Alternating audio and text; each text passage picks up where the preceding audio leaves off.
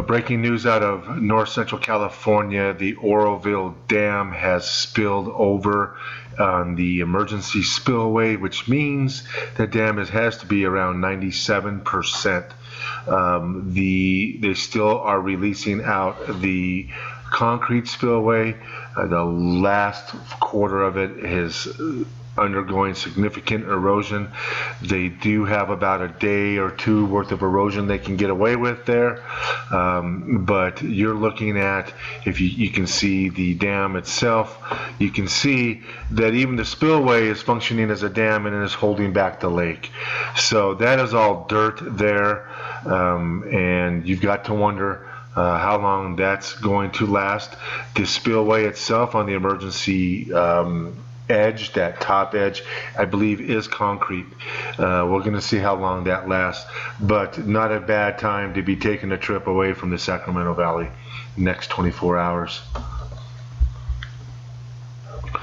Here's breaking news from one of the local news stations. And be advised, there's other news. There are levee breaks, and we're going to bring those to you today. We just got our feet back on the ground here in a drier area of the country, but we're still talking to people that are living in the Sacramento Valley. Stay tuned.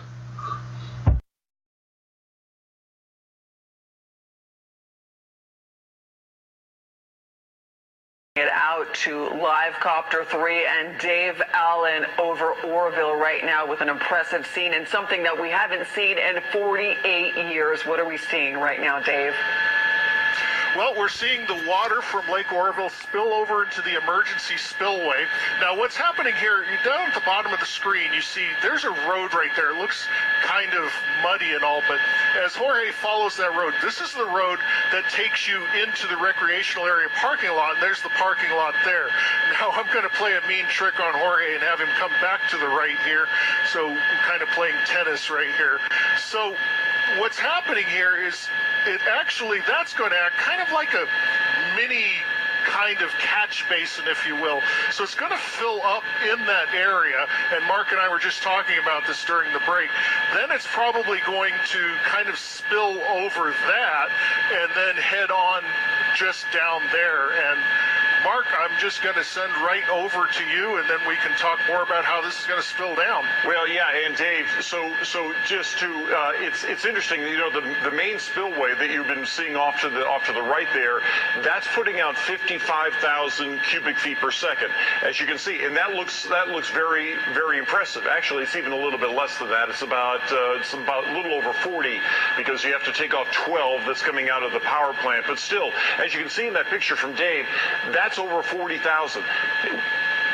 We've been talking about how much water still has to come out, so we're estimating that over the next couple of hours, there's going to be roughly, eventually, 30,000 coming over the emergency spillway. So it's just beginning. So just imagine how much water is going to eventually come down the area that Dave is showing us right there. So even though that catch basin is just starting, I do think it's going to be more dramatic here, probably coming up in the next half hour. So yeah, again, for those of you that may be just joining us, the emergency spillway just started to spill within the last half hour or so, and so you're just starting to see the water.